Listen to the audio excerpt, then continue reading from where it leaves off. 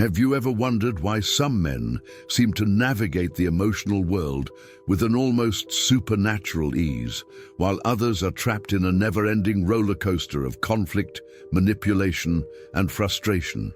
Why some people maintain their inner peace even in the most turbulent situations, while most react like gunpowder to the first spark? Here's the uncomfortable truth. There's a game being played, and you probably don't even know you're part of it.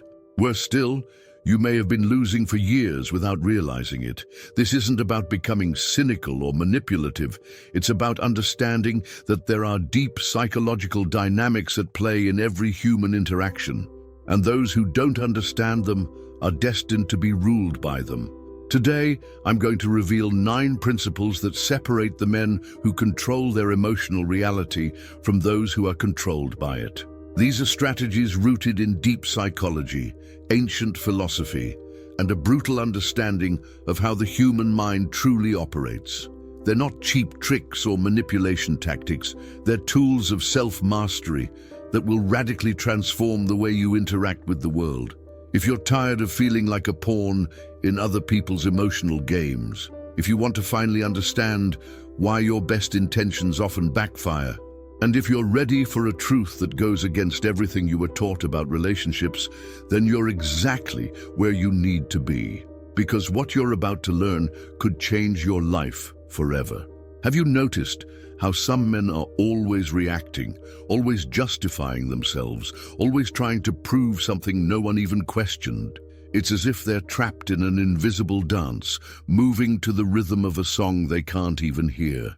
This is the reality for most men, living under power dynamics so subtle they go unnoticed, yet so real they control every move, every word, every emotional breath. The disturbing truth is this: there's a game happening at all times, and if you don't know you're playing, you've already lost. It's like playing chess while thinking you're playing checkers. Your opponent is 3 moves ahead while you're still trying to figure out the rules. You react to what's visible, but the real decisions were made long before, behind the curtains of the human psyche, where unspoken fears and masked insecurities silently pull the strings. The average man lives in constant emotional reactivity, like an animal who hears a sound in the forest and instantly goes into fight or flight mode. But here's the cruel paradox. The more you react, the more predictable you become. And the more predictable, the more easily manipulated. It's a vicious cycle fed by the desperate need to be understood, accepted, validated, often by forces that do not have your best interests at heart. But what if I told you there's a completely different way to exist in this world? A way to move through these dynamics like water flows through stone, without resistance, yet without being shaped by them. The first step is recognizing that you've been dancing to a choreography you never chose to learn. Real power doesn't shout. It doesn't need to announce itself, doesn't carry banners, doesn't beat its chest like a territorial guerrilla. You know why? Because those who possess true power understand a fundamental truth. The need to prove power is in itself a confession of weakness. It's like a king who constantly has to remind his subjects that he's the king. Probably not a very convincing king, right? Watch a man of real value in action. He moves through the world with a calm that borders on magnetic, as if he carries his own center of gravity. When he speaks, his words carry weight, not because of volume, but because of substance. And when he's silent, his silence is not empty. It's full of potential, depth, a presence you can feel even when he's doing absolutely nothing. That's the difference between taking up space and truly filling it. Most men confuse noise with authority, agitation with action. They believe they constantly need to prove their worth, to react to every provocation, to respond to every test, as if it were a matter of life or death. But this urgency to respond immediately turns them into slaves of circumstance. Puppets in the hands of those who know exactly which strings to pull. The truly powerful man knows his strength comes from within, not from external validation. He doesn't seek approval because he has already approved of himself. He doesn't need to win every battle, because he only chooses the ones worth fighting. And when he chooses to act, his action comes from a place of conscious decision, not emotional reactivity. That is the difference between being moved by life and moving through it with purpose. Reality is a far more fragile construction than you think. And I'm not talking about abstract philosophy. I'm talking about something practical and visceral that happens in every conversation, every glance, every interaction you have. Every situation in your life is, at its core, a silent negotiation about which version of reality will prevail. And if you're not aware of that negotiation, you've already lost before you even realized it had begun. Think about it. When you walk into a room, are you setting the emotional tone, or are you being set by it? When someone asks you a loaded question, are you answering the real question or the emotional trap hidden within it? Most men go through life reacting to frames others have crafted for them, like actors who memorized only their lines but never read the full script. The man who understands frame control knows that every interaction is a chance to establish his own narrative. He doesn't get pulled into emotional territories he didn't choose to enter. When someone tries to drag him into an argument built on premises he doesn't accept, he calmly but firmly redefines the terms of the conversation. Not with aggression, but with the quiet confidence of someone who knows exactly where he stands. Here's a secret few understand. You don't need to convince anyone of your reality. You just need to be so grounded in it that it becomes undeniably magnetic. It's like being a lighthouse. You don't chase the ships to shine your light on them. You simply stand where you are and shine, and they naturally sail toward you.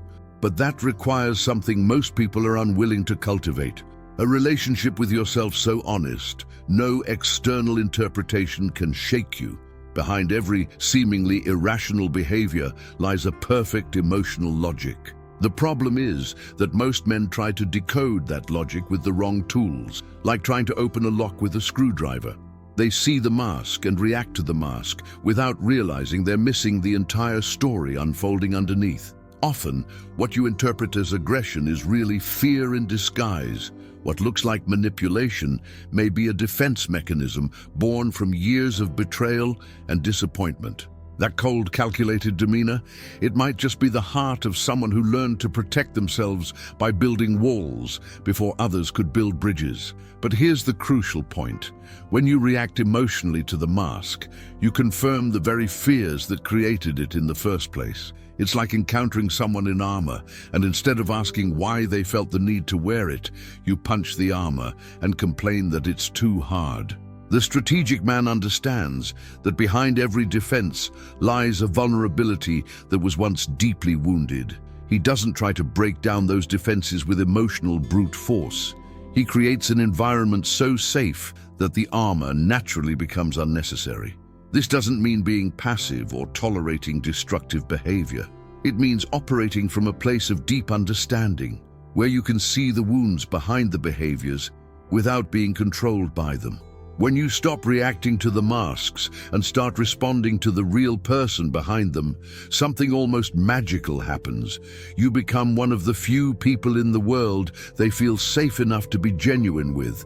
Haste is the enemy of precision, and precision is the difference between real influence and just making noise. Have you ever noticed how the most impactful men are rarely the first to speak in a room? They observe, process, calculate.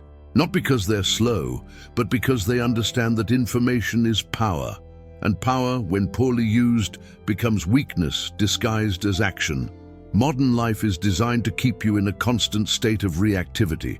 Social media, notifications, the culture of instant replies. Everything conspires to turn you into a conditioned reflex, always reacting, never truly acting. But think of the great strategists in history. They were masters of the calculated pause, of the silence that precedes a precise strike. While others exhausted themselves in frantic motion, they watched, waited for the right moment, and then acted with a precision that seemed almost supernatural. There's a vast difference between being slow and being strategic. The strategic man doesn't hesitate out of fear. He pauses out of wisdom. He understands that every emotional situation has layers, rhythms, moments of tension, and moments of release. Like a seasoned surfer, he doesn't try to force the wave. He reads the ocean, feels the pulse, and when the perfect wave arrives, he's exactly where he needs to be. This kind of active, not passive, observation gives you an almost unfair advantage in human interaction. While others are lost in the drama of the moment, you're seeing patterns, identifying true motivations, anticipating moves. You become like a poker player who reads not just the cards, but the faces, the breaths, the subtle gestures that reveal far more than any words ever could. What you reveal in full loses its power to fascinate. It's a law of human nature, as ancient as it is cruel. We desire what we cannot fully possess, and we lose interest in what gives itself away without resistance. It's not cynicism, it's pure psychology. The man who lays himself bare in the very first conversation is like a book whose synopsis already gives away the ending. Why keep reading? Most men make the fatal mistake of confusing transparency with authentic vulnerability. They unload their life stories, fears, insecurities, dreams, all at once, like someone emptying a chest of treasures to the first person who shows interest. But real vulnerability isn't about how much you share. It's about the depth of connection it creates. It's the difference between a floodlight that exposes everything and a candle that reveals just enough to create intimacy. The magnetic man understands that he is a story told in chapters, not a one-page summary. Every encounter reveals a new layer, a new facet, a new mystery waiting to be uncovered. He doesn't hide who he is out of manipulation. He reveals himself with timing, allowing each discovery to feel like a gift, not an avalanche of information that overwhelms and desensitizes. And that creates something powerful, genuine curiosity. When someone knows there are still unexplored territories in you, untold stories, unrevealed dreams, unmapped depths, they remain genuinely engaged. It's not about creating false mystique. It's about honoring the real complexity you carry, allowing it to be discovered organically, like exploring an ancient city one street at a time. The difference between presence and performance is the difference between being and appearing. And that difference is felt instantly, even if unconsciously, by everyone you meet. Presence cannot be faked, because it comes from a place that doesn't accept counterfeits.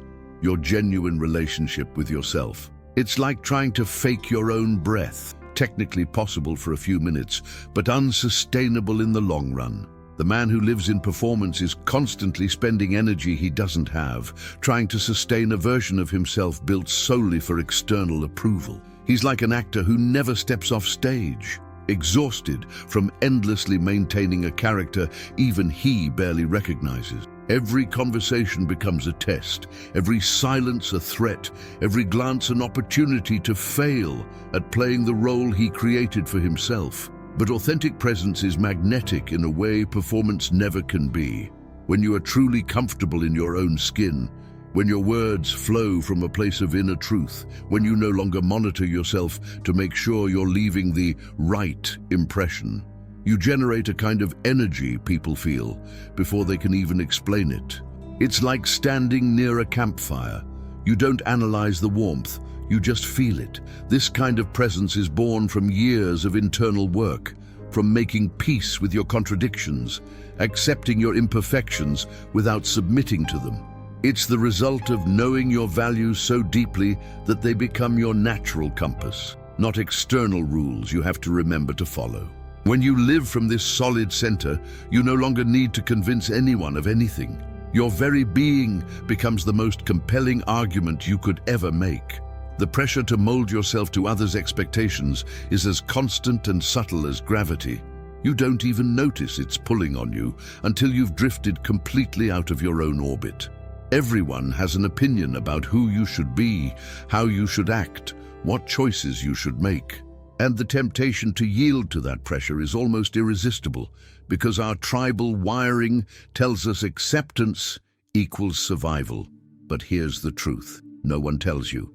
When you reshape yourself to please everyone, you disappear to yourself. The average man lives in constant negotiation with his own identity. He's a different version of himself at work, another at home, yet another with friends. Not because of genuine versatility, but out of a desperate need to be accepted in every context. He becomes an emotional chameleon, changing colors so often he loses sight of what his original color ever was. And ironically, this excessive flexibility earns him respect from no one, not even himself. Personal integrity is like a muscle. The more you use it, the stronger it gets. Every time you resist the urge to mold yourself for approval, every time you hold your position even when it's uncomfortable, every time you choose your truth over others' validation, you become more solid, more trustworthy, more respectable. Not from arrogance, but from consistency. This doesn't mean being rigid or self-righteous.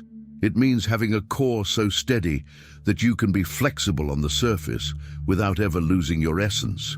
Like a tree, its roots run deep and unmoving, but its branches can dance with the wind without breaking. And when you operate from that kind of inner solidity, something remarkable happens. People begin to respect you not in spite of your convictions, but because of them. Before you try to win anyone's heart, you need to conquer your own mind. And this is where most men fail, spectacularly. They dive headfirst into emotional situations without having done the internal work, like going to war without a strategy, without preparation, without even knowing why they're fighting.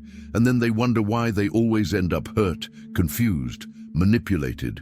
The strategic man understands that every meaningful emotional connection is, at its core, a meeting between two belief systems. Your beliefs about yourself, about relationships, about what you deserve and what you're willing to tolerate.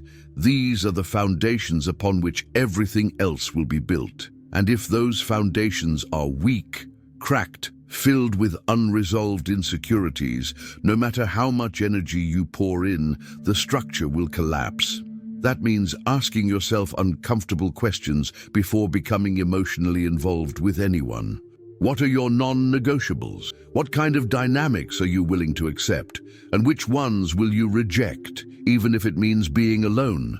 What is your real definition of love? Not the romanticized version society sold you, but the honest one, grounded in your own experience and values. When you do this internal work first, something powerful happens. You stop seeking relationships to fill internal voids and start seeking them to share abundance. You stop being driven by lack and start being guided by conscious choice. And that difference between neediness and intentionality is felt instantly by anyone who crosses your path. It's the difference between attracting through desperation and attracting through authentic magnetism. And there it is, 7 principles that separate the men who live in constant reaction from those who consciously choose their responses. These aren't rules to manipulate anyone. They're tools to finally stop being manipulated by life itself. But here's the question that truly matters. What are you going to do with this information? Will you nod along in agreement, finish the video, and go back to your same old patterns? Or will you have the courage to look in the mirror and recognize which of these principles you've been avoiding? Because here's the truth. Knowledge without action is just intellectual entertainment. And you didn't come this far to be entertained. You came here because something inside you knows you're capable of more, much more. So tell me honestly, which of these 7 principles challenged you the most? Which one exposed a weakness you didn't even know you had? Which one do you most need to work on? And above all, are you willing to do the inner work even when it's uncomfortable? Write in the comments, "I choose my inner peace," if you're truly committed to applying these principles in your life. I want to see how many of you have the courage to make that public declaration to yourselves. And if this message truly hit something inside you, if it gave you a perspective you'd never considered before, Then subscribe to the channel and turn on notifications. Not because I need your numbers, but because you need these constant reminders of who you're capable of becoming. And since you made it this far, continue your journey by watching this next video, where I'll show you how to spot the subtle signs of emotional manipulation before they start to affect you. It's the perfect follow-up to everything we've just explored.